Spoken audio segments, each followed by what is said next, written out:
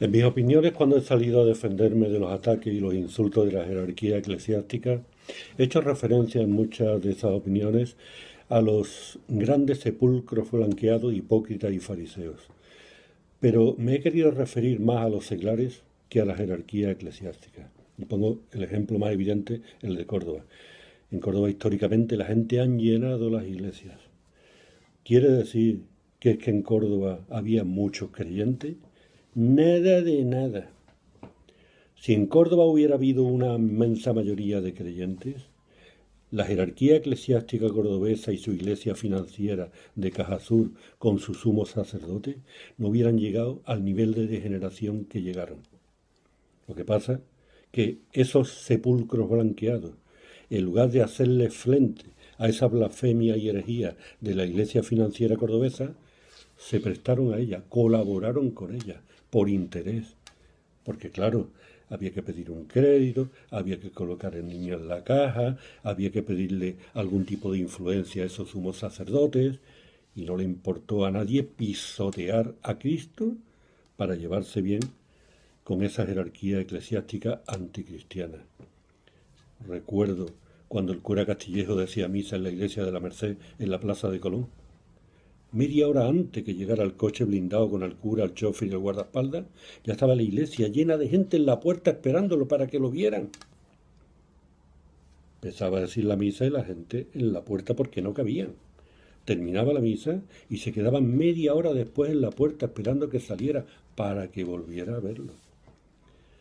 Milagrosamente, cuando el cura Castillejo se jubila, la fe en la iglesia de la Merced bajó casi prácticamente a cero y se trasladó a la iglesia donde decía misa Juan Moreno, que es el que nombraron presidente.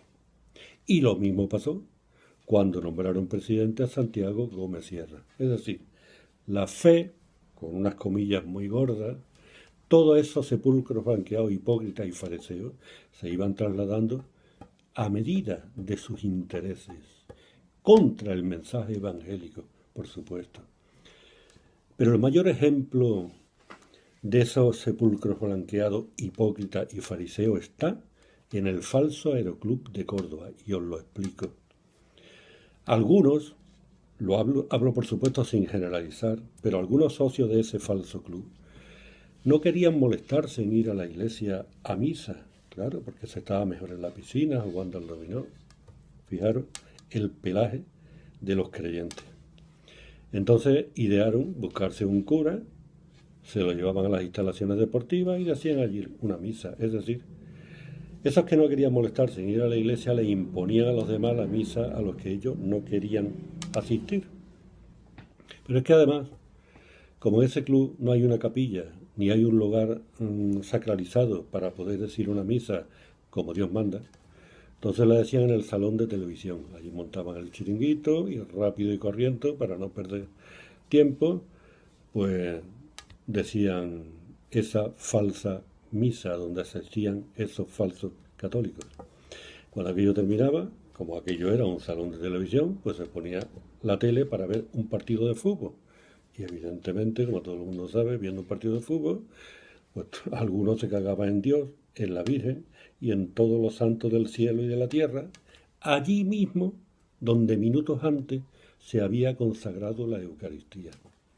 Ese es el respeto que le tienen esos sepulcros blanqueados, hipócritas, fariseos, herejes y blasfemos. Ese es el tipo al que no se puede perdonar, porque las creencias, como siempre he dicho, son respetables todas, todas, siempre que sean coherentes con lo que predican. Pero estos arderán eternamente en el infierno. ¿Y qué decir del cura que se presta a esa blasfemia?